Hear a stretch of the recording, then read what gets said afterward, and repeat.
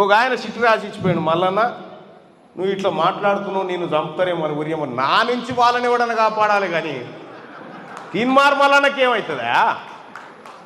ఇలా తీన్మార్ మల్లన్న మీరు గుండె మీద చేసుకొని చెప్పండి, 60-70 ఏళ్ల నుంచి మన బీసీ ఉద్యమాలు జరుగుతూ ఉంటే ఇటీవల కాలంలో బీసీలంతా ఒక్కచాటి మీదకి వచ్చి ఆలోచన చేస్తున్నారంటే ఇది తీన్మార్ మల్లన్న చేస్తున్న ప్రయత్నమా కాదా? మీరు ఒక్కసారి ఆలోచన చేసుకోరు. ఇక దానికి రేవంత్ రెడ్డి గారికి ఇప్పుడు బాధ పట్టుకుంది పాపం. ఏందది? అమ్మ మరి బీసీ అంటుండే బీసీలను తయారు చేస్తుండగా మరి నేను కూడా 2-3 మైనా బొమ్మలను తయారు చేసి పెట్టాలిగా, అటువంటి నన్ను పెట్టిండిగా 2-3 మైనా బొమ్మలు పెట్టి పాపం వాళ్ళకి నయానో భయానో ఇచ్చుకుంటా ఈ బీసీ ఉద్యమాన్ని నీరు గారుసురని తోలితే వాళ్ళంట జనం లేరా మనులేరా ఏడ్చేమని ఆగం ఆగం చెందర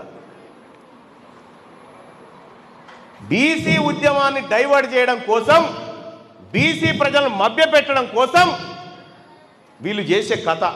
మనం ఈ ఫంక్షన్ హాల్కే వెళ్ళంగానే ఏ పార్టీ, నేను కాంగ్రెస్, నేను టీఆర్ఎస్, ఏది లేదు, లొటపేసు ఏది లేదు.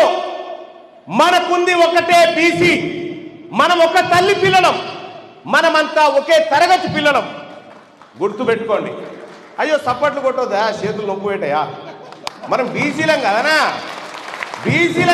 సప్పట్లు కొడతారా ఎవడన్నా? ఎడ నేర్చుకురు ఇంకా.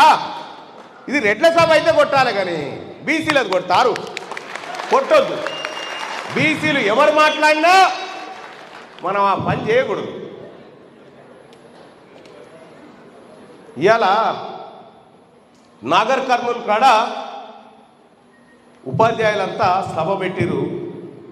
ఈ సభ రెడ్డి గారి దగ్గరికి పోయి షేజా పడుకొచ్చిన పైసలు కాదు, వాళ్ళ జీతాల్లోంచి వాళ్ళ చెమటలోంచి ఖర్చు పెట్టి నా జాతుల కోసం, నా బీసీల కోసం, నా భవిష్యత్ తరాల కోసం నేను త్యాగం చేస్తున్నటువంటి గొప్ప బిడ్డలు కదా వీళ్ళంతా. ఇవాళ కొట్టరేనా సప్పట్లు, లేచి కొట్టాలి కదా ఆ బిడ్డలకు, లేచి కొట్టండి ఆ సప్పట్లు, దద్దరిల్లిపోయేటట్టు కొట్టండి ఆ సప్పట్లు ఆ బిడ్డల కోసం.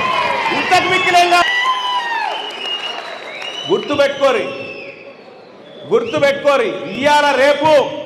ఇయ్యాల రేపు సొంత ఇంటివాడే 5 రూపాయలు దానం చేయమంటే చేయరా?